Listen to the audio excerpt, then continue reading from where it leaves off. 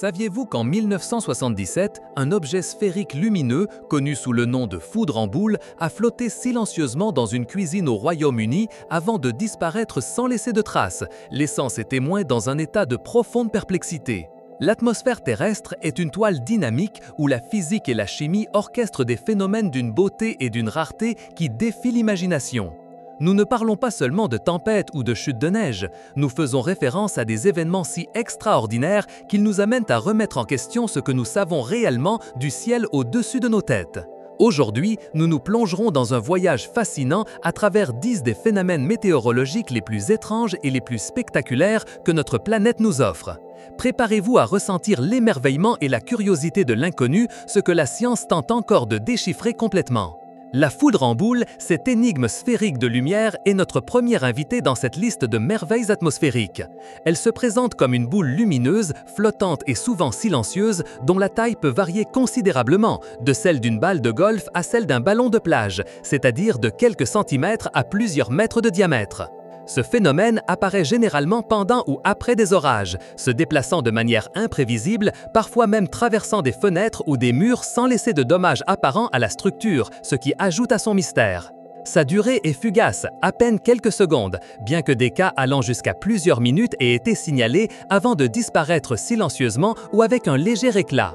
La science n'a pas encore d'explication complètement acceptée pour sa formation et de multiples théories existent allant de la vapeur de silicium incandescente au plasma confiné par des champs magnétiques générés par la foudre elle-même ou même des effets complexes de micro-ondes. L'un des rapports les plus notables a eu lieu en 1963 lorsque le personnel et les passagers d'un avion de ligne DC-8 volant entre New York et Washington ont été témoins d'une foudre en boule. Ils ont décrit une sphère lumineuse d'environ 25 cm de diamètre qui est entrée dans le poste de pilotage, s'est déplacée lentement le long de l'allée centrale de l'appareil et est sortie par l'arrière, laissant tout le monde stupéfait, sans causer de dommages ni à l'avion ni aux personnes.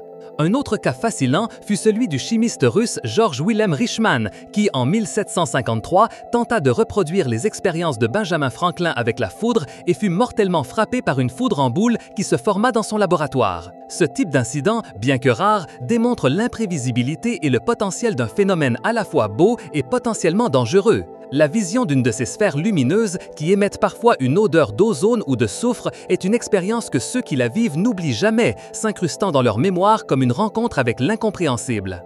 On estime que sa fréquence est incroyablement faible, peut-être 1 sur 10 000 orages, ce qui en fait une observation extrêmement privilégiée pour quelques chanceux ou malchanceux. Nous passons maintenant à un spectacle qui fusionne la fureur de la Terre avec l'électricité du ciel, les éclairs volcaniques. Ce phénomène, également connu sous le nom d'orage sale, se produit lorsque des éclairs massifs éclatent à l'intérieur de la colonne de cendres et de gaz d'une éruption volcanique. C'est une vue apocalyptique et incroyablement puissante. Comment se forme-t-il ? Lors d'une éruption, les particules de cendres, de roches et de vapeur d'eau sont expulsées à des vitesses vertigineuses, entrant en collision incessamment. Cette friction génère une énorme quantité de charges électrostatiques, de manière très similaire à la façon dont les charges se forment lors d'un orage conventionnel, mais magnifiées exponentiellement par la densité et la vitesse du matériau volcanique. La différence de potentiel électrique devient si immense que des décharges électriques spectaculaires se produisent, illuminant le dense nuage de cendres de lueurs rougeâtres, orangées et violettes, couleurs teintées par le matériau incandescent expulsé par le volcan. Les caractéristiques de ces éclairs sont uniques. Ils sont souvent plus puissants et continus que les éclairs normaux, serpentant à travers la colonne de cendres comme des veines ardentes. L'éruption du mont Sakurajima au Japon, un volcan extrêmement actif, a été le théâtre d'innombrables observations d'éclairs volcaniques avec des photographies circulant dans le monde entier montrant la majesté de ce phénomène. L'exemple le plus iconique et le plus médiatisé a peut-être été l'éruption de Eyjafjallajökull en Islande en 2010. Les images des panaches de cendres noires et des éclairs crépitants à l'intérieur ont captivé l'imagination mondiale et ont mis en évidence l'immense énergie libérée. Un autre cas marquant a été l'éruption du volcan Calbuco au Chili en 2015, où les cieux patagoniens ont été illuminés par ces décharges électriques volcaniques, un rappel saisissant de la puissance brute de la nature. Les éclairs volcaniques ne sont pas seulement un spectacle visuel, ils sont aussi un indicateur de la violence de l'éruption et peuvent générer des champs électriques dangereux aux abords du volcan, représentant un risque supplémentaire pour ceux qui se trouvent trop près. L'immense beauté de ce phénomène réside dans son apparition éphémère, un instant de chaos organisé où le feu et l'électricité dansent dans un ballet à la fois destructeur et créateur. Montant bien au-delà des nuages d'orage que nous connaissons, nous trouvons les spectres rouges et les jets bleus, des phénomènes électriques transitoires qui se manifestent dans les couches supérieures de notre atmosphère, la mésosphère et la stratosphère, à des altitudes oscillantes entre 40 et 90 km au-dessus de la surface terrestre. Ces événements sont le contrepoint éthéré aux puissants éclairs que nous voyons tomber au sol. Les spectres rouges, qui n'ont été scientifiquement confirmés qu'en 1989, sont des décharges électriques pulsantes à grande échelle, de forme similaire à des méduses géantes ou des carottes inversées. Ils s'élèvent depuis le sommet des nuages d'orage, s'étendant vers l'ionosphère.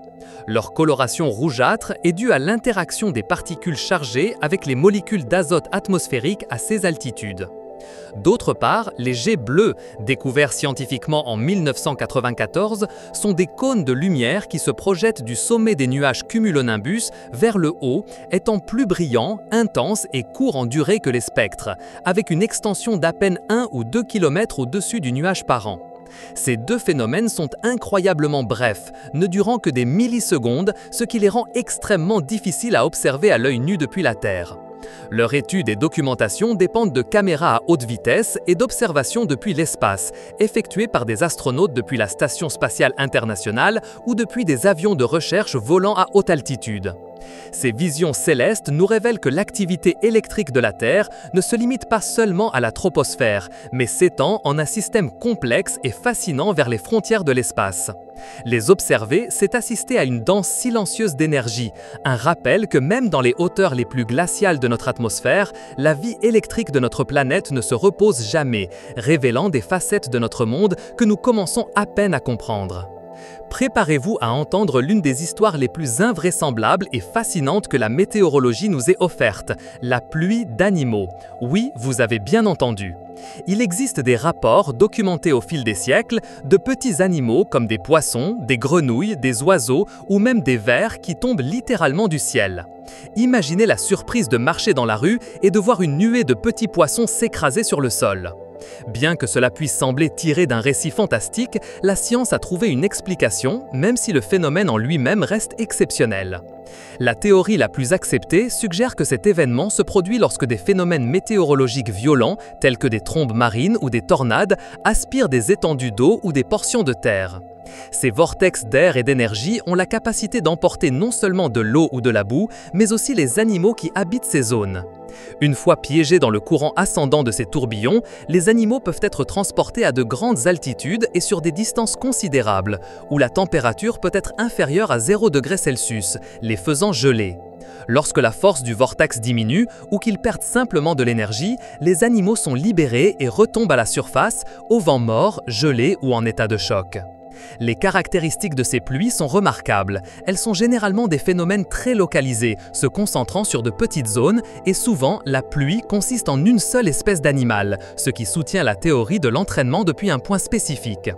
Un exemple emblématique est la ville de Yoro au Honduras, mondialement connue pour sa pluie de poissons, un événement qui, dit-on, se produit 1 ou 2 fois par an avec des registres historiques remontant au 19e siècle.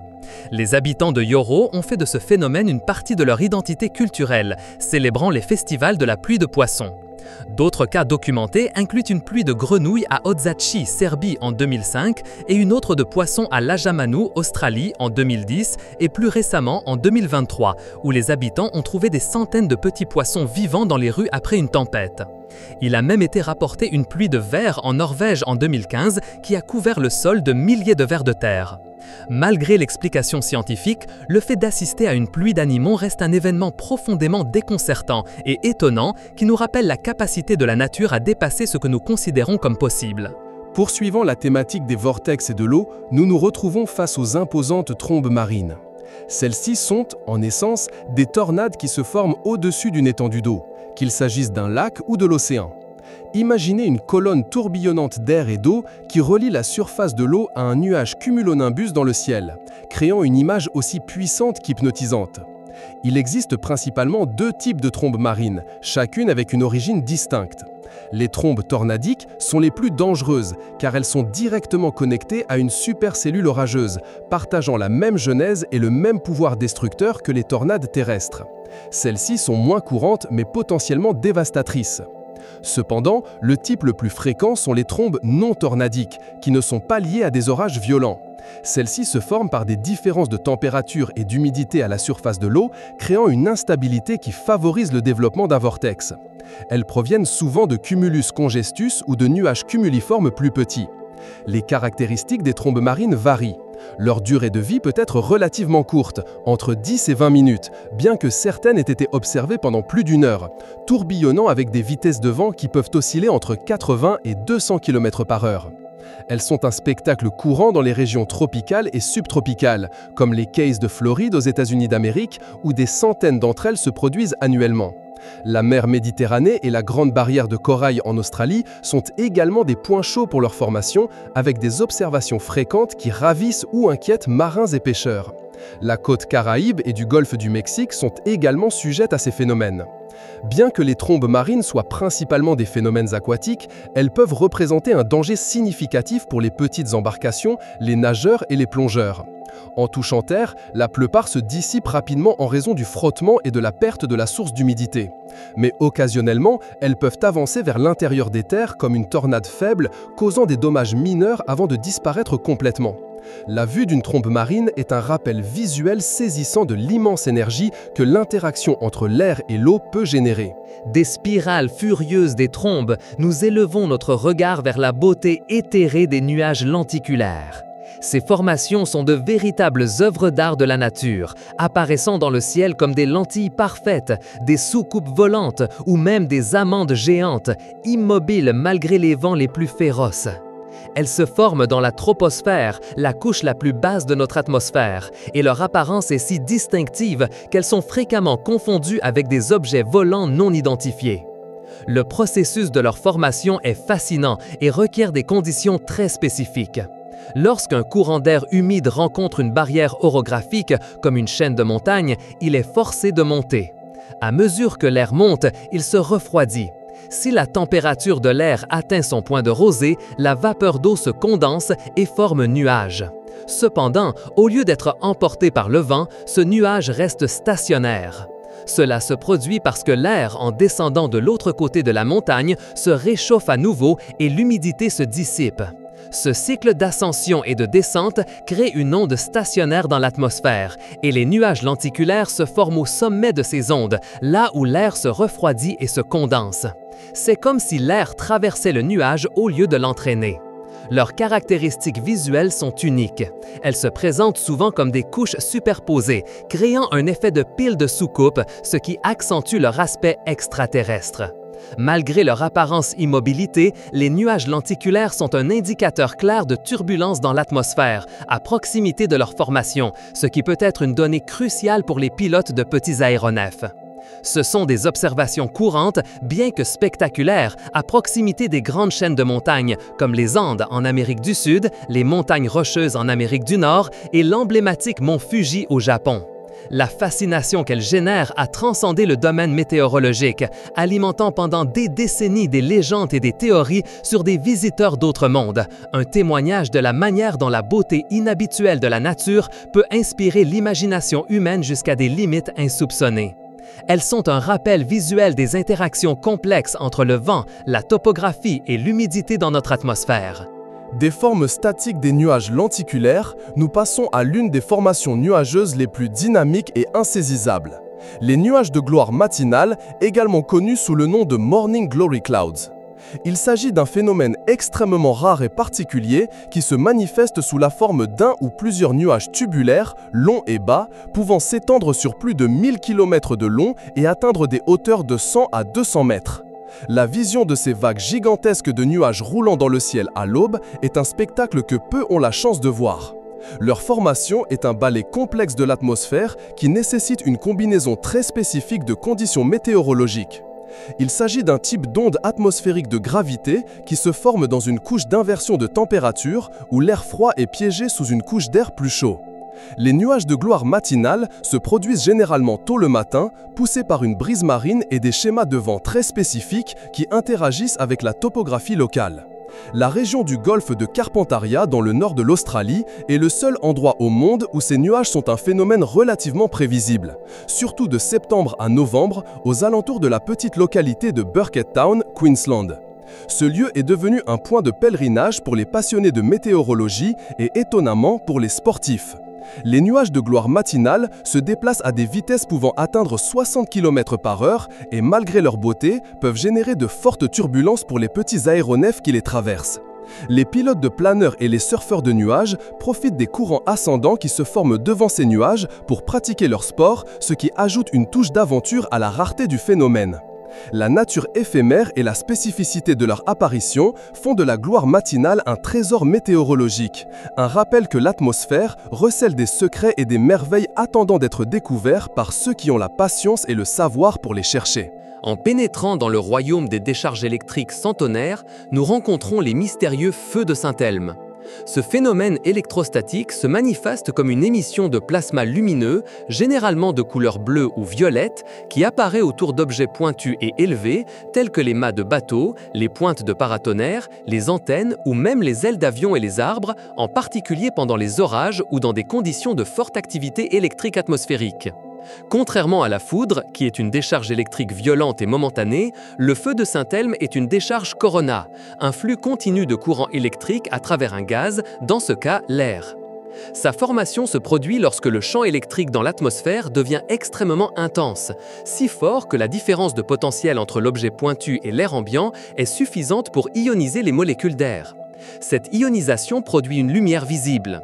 Cette lueur est souvent accompagnée d'un bourdonnement ou d'un sifflement audible, parfois décrit comme un crépitement. Bien que son apparence soit spectaculaire, le feu de Saint-Elme n'est pas dangereux en soi pour les personnes qui l'observent.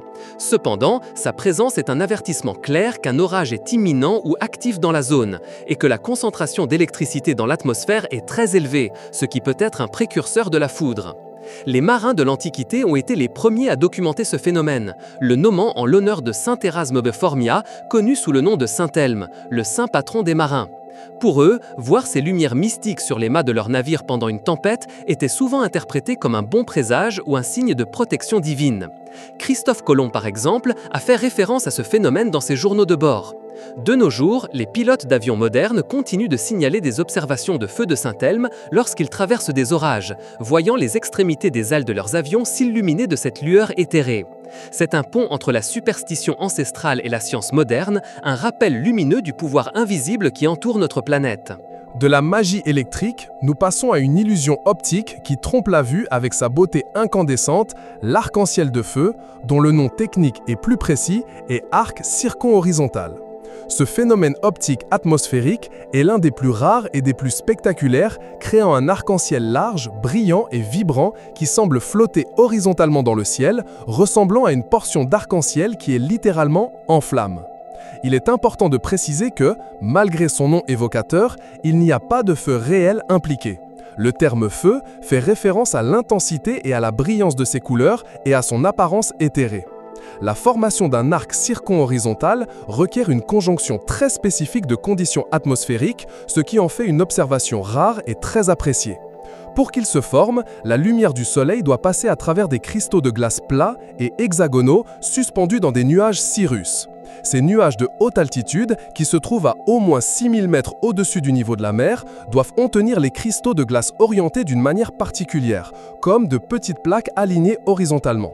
De plus, la position du Soleil est cruciale. Il doit être très haut dans le ciel, au moins 58 degrés au-dessus de l'horizon, mais idéalement 76 degrés. Cette inclinaison solaire permet à la lumière de pénétrer par une face latérale du cristal de glace et de ressortir par l'une des faces inférieures en se réfractant et en se séparant dans les couleurs du spectre.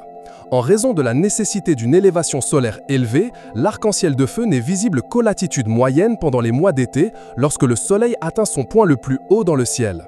Sa rareté et les conditions si spécifiques à son apparition en font un véritable trésor visuel.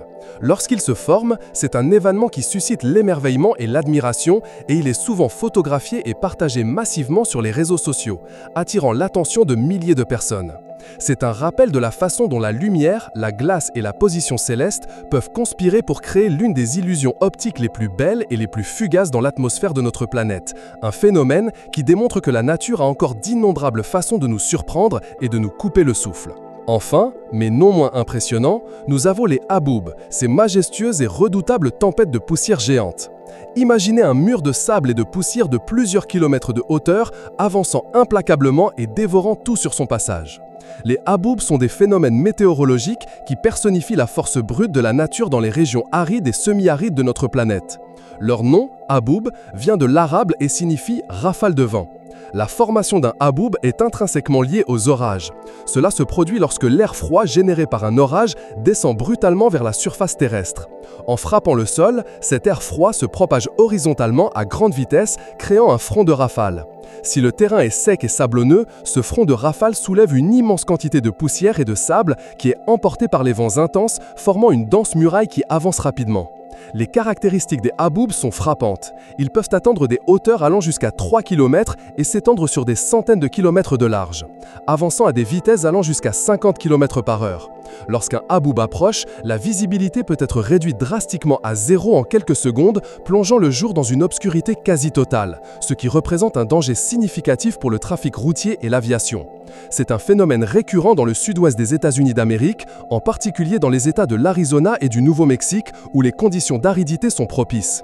Ils sont également communs dans le désert du Sahara et la péninsule arabique, ainsi que dans certaines parties de l'Australie. Un exemple célèbre est le haboub de Phoenix en Arizona en juillet 2011, qui était si massif qu'il a dépassé 1,5 km de hauteur et 100 km de large, couvrant une grande partie de la ville et arrêtant complètement la vie urbaine. Un autre haboub tout aussi impressionnant a frappé la même région en 2018. Outre les perturbations du transport et les problèmes respiratoires qu'ils peuvent causer en raison de la grande quantité de particules dans l'air, les haboubs peuvent également générer des dommages matériels. L'arrivée d'un haboub est un spectacle imposant, un rappel saisissant de la façon dont le climat peut transformer le paysage en un instant, exerçant un pouvoir qui rapetisse l'échelle humaine. Ces 10 phénomènes météorologiques ne sont qu'un petit échantillon des merveilles et des mystères que l'atmosphère terrestre recèle encore. De l'énigmatique foudre en boule qui flotte dans une cuisine aux monumentales tempêtes de poussière qui engloutissent des villes entières, chacun d'eux nous rappelle l'incroyable complexité et la puissance de notre planète. Ce sont des événements qui défient notre compréhension et nous invitent à continuer d'explorer les limites du possible. La science continue de démêler leurs secrets, cherchant à comprendre non seulement comment ils se forment, mais aussi quelles implications ils ont pour notre avenir et pour la vie sur Terre. Chaque observation, chaque étude nous rapproche un peu plus de la révélation des mécanismes complexes qui régissent notre climat. Le ciel qui nous couvre n'est pas seulement un décor, c'est un laboratoire vivant, une toile en constante évolution où la nature peint ses œuvres les plus spectaculaires et énigmatiques. Et vous, explorateurs, lequel de ces phénomènes vous a semblé le plus étonnant ou aimeriez-vous observer un jour? Connaissez-vous un autre événement météorologique extraordinaire que nous n'avons pas mentionné? Nous voulons lire vos pensées et vos expériences. Laissez un commentaire ci-dessous pour que la conversation ne s'arrête pas ici. Si ce voyage à travers les phénomènes les plus étranges de la planète vous a surpris et vous a fait réfléchir sur la grandeur de la nature, s'il vous plaît, donnez-nous un j'aime. Votre soutien nous aide à continuer de vous apporter du contenu de haute qualité et entièrement documenté. Abonnez-vous à Explorando pour ne pas manquer nos prochaines expéditions dans le savoir et activez la clochette pour être le premier informé de chaque nouvelle vidéo. Et si vous pensez que cette vidéo peut étonner d'autres personnes, partagez-la sur vos réseaux sociaux. Ensemble, nous continuerons d'explorer les recoins les plus fascinants de notre monde.